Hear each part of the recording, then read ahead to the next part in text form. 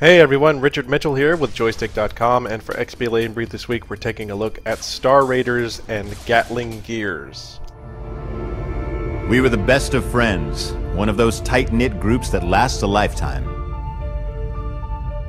We entered the ATAR Academy together, bringing along our youthful ambitions and aspirations as we trained to be among the greatest heroes in the galaxy, the Star Raiders. And thus begins the grandiose tale of Star Raiders. Star Raiders is a space combat sim of sorts. You pilot a ship that's capable of transforming into 3 different modes, although that's actually disabled in the demo. It just sort of shows you the 3 different modes. So you have this sort of turret mode where you're very slow but powerful. You have sort of a middle tier mode where you have a short-range laser and sort of a machine gun, and then later on you'll see the sort of fighter mode, the attack mode, which is more like your standard jet that flies around in space. It's more suited for dogfighting other vehicles, whereas these are sort of more suited for taking out stationary targets.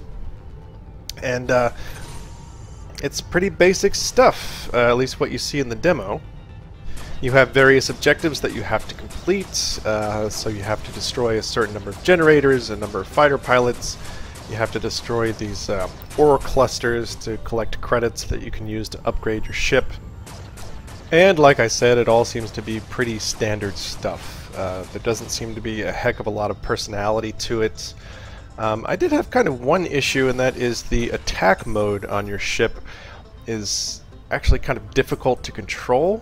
It allows you to control the pitch but not the yaw. In other words, you can move vertically up and down, but you can't actually turn your ship to the left or right. And for some reason it changes your controls to the left stick, which I think is a little strange. There's no option to put it over on the right stick. But up and down will move your ship up and down, and then moving the stick left or right will just make it roll.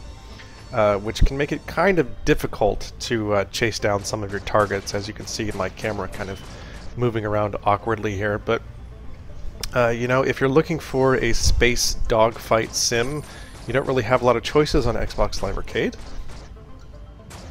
Also, it's single player only, which is a little strange, given that when it was first announced in 2010, it was supposed to include online multiplayer modes, but I guess those were scrapped at some point in the development. But the full version is 800 Microsoft points, that's $10. And if you're looking for space combat, like I said, you don't have a lot of choices on Xbox Live Arcade, so you might want to try it out. Next up, we have Gatling Gears. Gatling Gears is a twin-stick shooter. Yes, another one on Xbox Live Arcade. Thankfully, at least based on the trial mode, this one happens to be a pretty good one.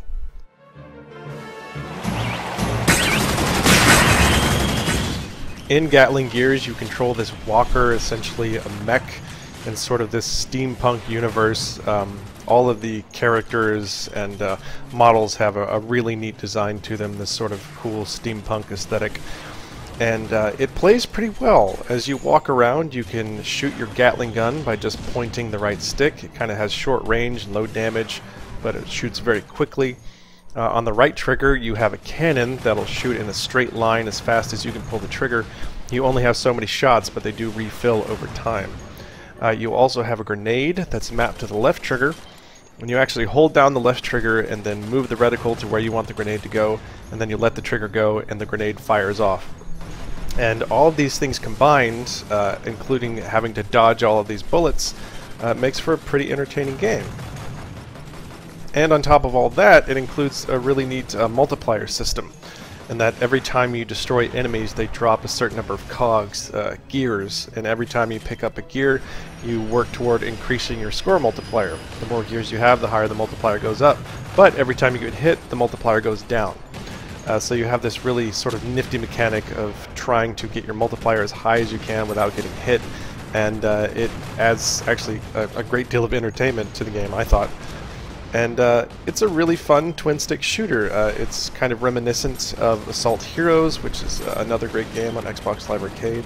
And if you like that sort of game, you probably really want to try this out. The full version is 1,200 Microsoft points, that's $15. It includes online and offline co-op for up to 2 players. It's got a nifty upgrade system where you find shops throughout the levels and you can upgrade all of your weapons. And you can actually see the upgrades as they're applied to your unit there, which is a nice touch. And overall, it seems like a pretty fun game. Anyone in the market for a new shooter should definitely check it out.